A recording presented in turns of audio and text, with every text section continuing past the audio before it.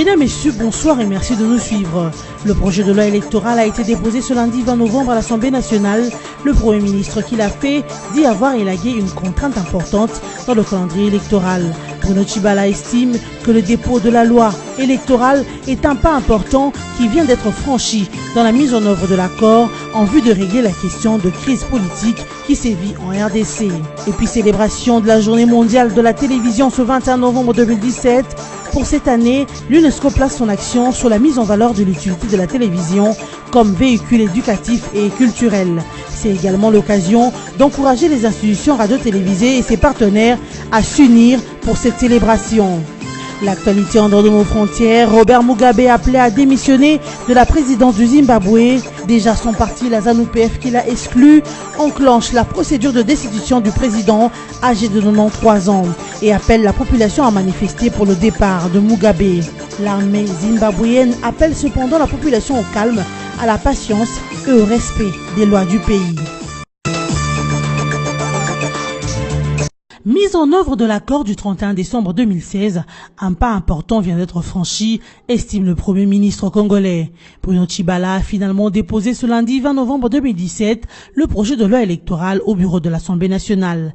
Il pense ainsi avoir élagué une contrainte importante dans le calendrier pour les élections générales du 23 décembre 2018. Bruno Tshibala a indiqué que ce projet de loi électorale renferme plusieurs innovations, notamment la rationalisation du système électoral congolais. Dans ses attributions du ministre d'État en charge des relations avec le Parlement, Lisanga Bonganga a reconnu le retard du gouvernement dans ce dépôt.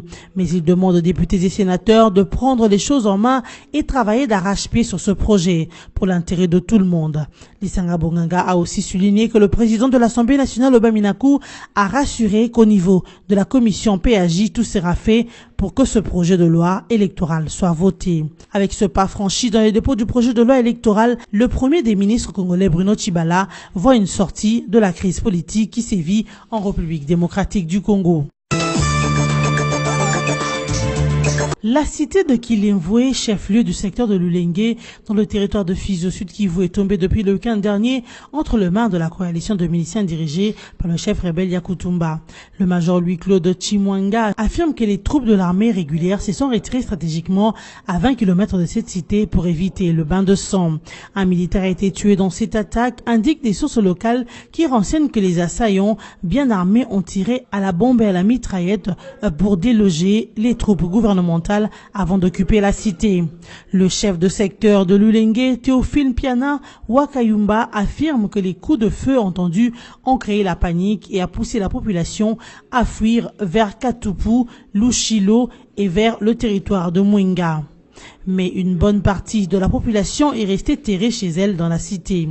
Le porte-parole de la 33e région militaire au Sud Kivu, le major Louis-Claude Chimwanga, affirme que les troupes gouvernementales préparent une contre-attaque pour reprendre la cité.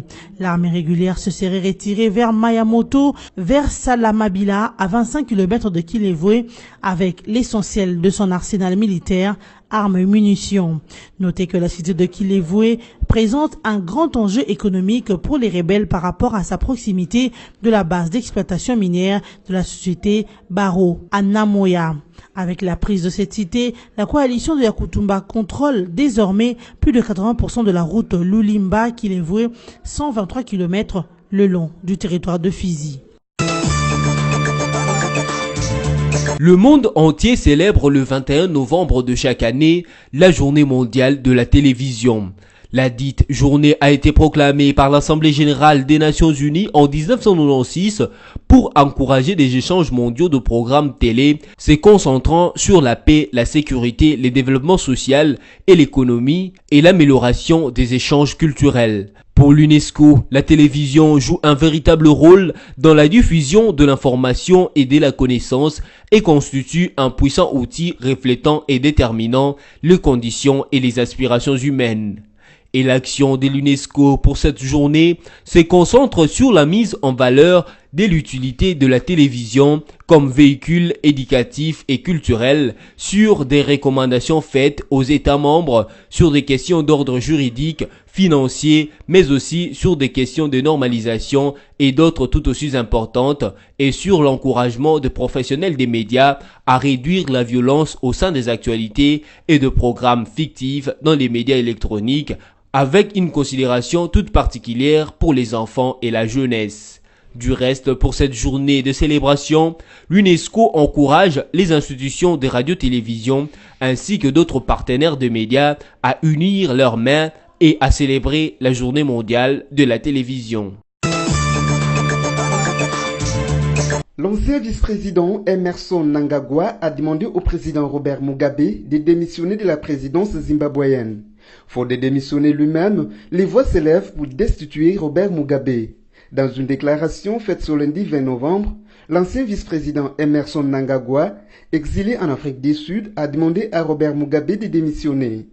Il a également indiqué qu'il ne rentrera pas dans son pays tant que sa sécurité ne sera pas assurée. Déjà du côté de la ZANU-PF, parti au pouvoir, une motion de censure devrait être déposée ce mardi 21 novembre pour enclencher la procédure de destitution du vieux président de 93 ans. Outre la motion de censure, le parti de Robert Mugabe a demandé à la population de manifester pour le départ du vieux président. Du côté de l'armée, on exhorte les Zimbabwéens à rester calmes, patients et respectueux des lois du pays. Le général Chiwenga Constantino, chef d'état-major de l'armée zimbabwéenne, a aussi ajouté que Robert Mugabe a accepté une feuille de route pour une sortie des crises sans donner plus de précisions. Depuis son assignation en résidence surveillée par l'armée, Robert Mugabe refuse de démissionner malgré les pressions de la rue et de son parti, la ZANU-PF. Le grand derby quinois a tourné à l'avantage du Daring Club Motema Pembe. Pour la première face-à-face de la saison 2017-2018, les DSMP a battu l'AS Vita Club par 1-0 au stade de Martyrs de la Pentecôte à Kinshasa. L'AS Vita Club qui a dominé la première partie du jeu mais n'a pas réussi à marquer. À la mi-temps, le marquoir indiquait 0 but partout. Ce n'est qu'au retour de vestiaire que l'attaquant du DSMP, Francis Kazadi Kasengu, dit adieu, a ouvert le score à la 51e minute. Quelques minutes plus tard, l'AS Vita Club obtient un penalty consécutif à une faute de main dans la surface de réparation des Umakile. Josu Mouloko Dikapel, ancien du FC Renaissance, rate ses penalties face à Nathan Mabruki, gardien du Daring. Malgré les tentatives des attaquants des deux équipes, le score ne changera pas jusqu'à la fin du match. Après sa victoire, le Daring Club Motema Pembe occupe provisoirement la tête du classement de la zone ouest avec le même nombre de points que l'FC Renaissance, mais avec un goal average de plus 3. Et il a marqué quand même de la tête. Place au présent rappel de titre. Le projet de loi électorale a été déposé ce lundi 20 novembre à l'Assemblée nationale. Le Premier ministre qui l'a fait dit avoir élagué une contrainte importante dans le calendrier électoral. Bruno Tshibala estime que le dépôt de la loi électorale est un pas important qui vient d'être franchi dans la mise en œuvre de l'accord en vue de régler la question de crise politique qui sévit en RDC. Et puis célébration de la journée mondiale de la télévision ce 21 novembre 2017. Pour cette année, l'UNESCO place son action sur la mise en valeur de l'utilité de la télévision comme véhicule éducatif et culturel. C'est également l'occasion d'encourager les institutions radio-télévisées et ses partenaires à s'unir pour cette célébration. L'actualité en dehors de nos frontières, Robert Mugabe appelé à démissionner de la présidence du Zimbabwe. Déjà son parti, la ZANU-PF, qui l'a exclu, enclenche la procédure de destitution du président âgé de 93 ans et appelle la population à manifester pour le départ de Mugabe. L'armée zimbabwéenne appelle cependant la population au calme, à la patience et au respect des lois du pays. Ce journal est terminé. Merci de votre attention soutenue.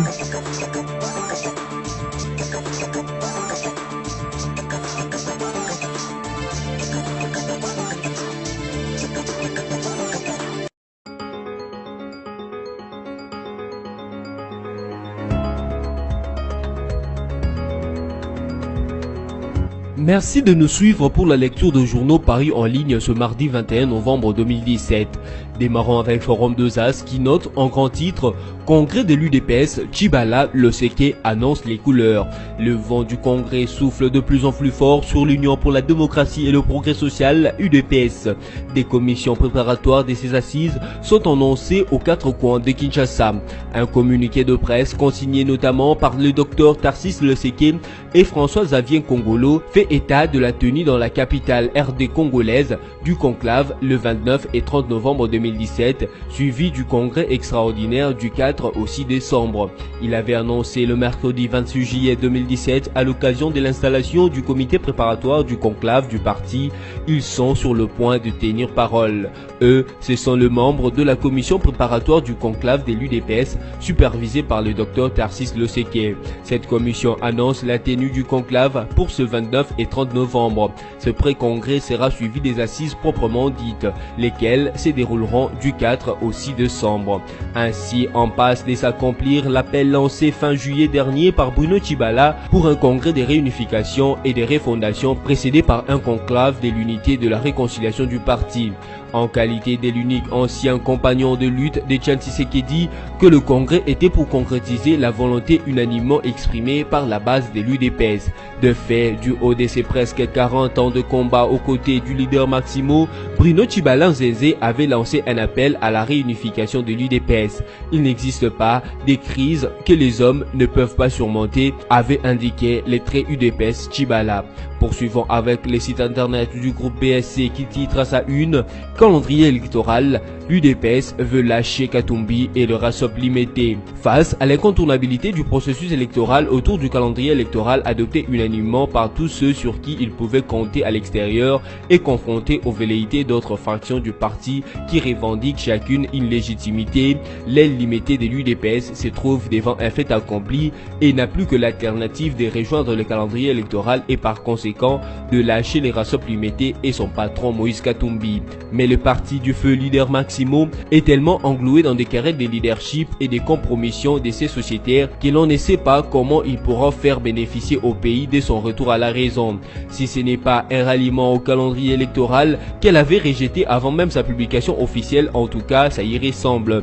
L'Union pour la démocratie et le progrès social UDPS vient en effet d'annoncer la tenue dans un mois maximum de son congrès extraordinaire visant à réorganiser le parti après la mort, voici 10 mois d'Etienne Tshisekedi. En fait des réorganisations, Augustin Kabouya, chargé de communication du parti, et Peter Kazadi, qui se réclame aussi des mêmes fonctions mais en formant porte-parole, insistent pour dire que le congrès aura un seul point à l'ordre du jour, la désignation du successeur du feu Tshisekedi à la tête du parti. Mais les discours parallèles assurent qu'il devrait s'agir de plus que cela. Le parti tshisekediste compte bien aller au-delà pour se déterminer par rapport aux échéances électorales en se désignant officiellement un candidat pour la présidentielle. Bien entendu, comme d'habitude à l'IMT, l'on est bien embarrassé d'évoquer ce volet incontournable des attentes des militants par simple orgueil, a indiqué le journal.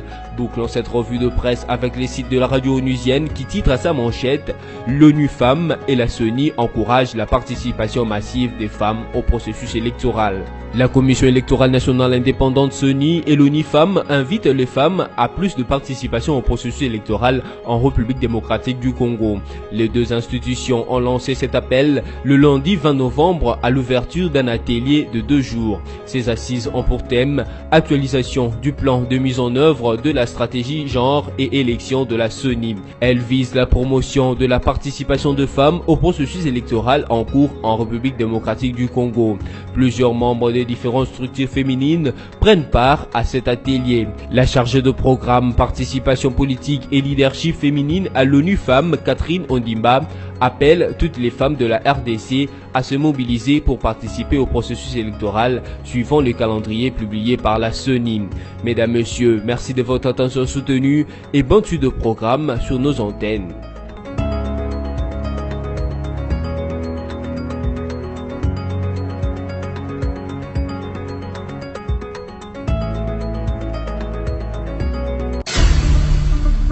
Congo Panorama votre magazine d'actualité est à nouveau dans vos bacs avec son édition de la rentrée et ses rubriques diversifiées. Coopération et diplomatie, 8 nouveaux ambassadeurs accrédités en RDC, l'Union africaine au front contre l'Union européenne. Séjour du chef de l'État aux Nations Unies, Joseph Kabila, très sollicité, étrange, le processus électoral est fixe et irréversible. En politique, Congo Panorama vous propose une gamme de sujets variés, notamment le dossier CENI et élections avec les tournées des Corneilles Nangaa dans le Congo profond et les évaluations du processus électoral. La politique, c'est aussi la conférence des Kananga où Kabila a scellé la réconciliation au Grand Kassai ou encore le procès en cours au Kassai. La une du Congo Panorama est consacrée à l'armée.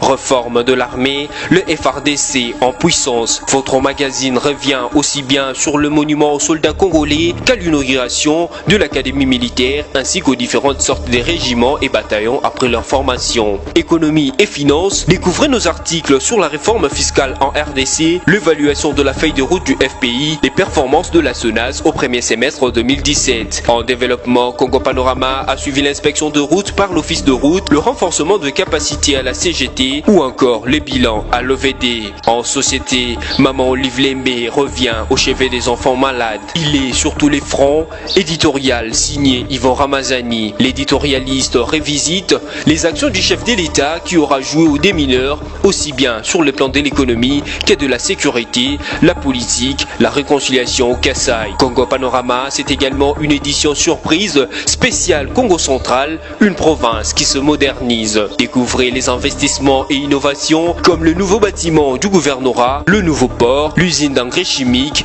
la cimenterie, mais aussi les travaux de voirie. Découvrez également l'interview bilan du gouverneur Jacques Badou et cet éditorial qui lui est dédié par Yvon Ramazani. Il a osé, ceci pour avoir, en période de marasme multisectoriel, engagé sa province sur la voie du développement à la lumière de la vision de modernité du chef de l'État. Congo Panorama, s'investir pour un Congo émergent. Congo Panorama, toute l'actualité à votre portée.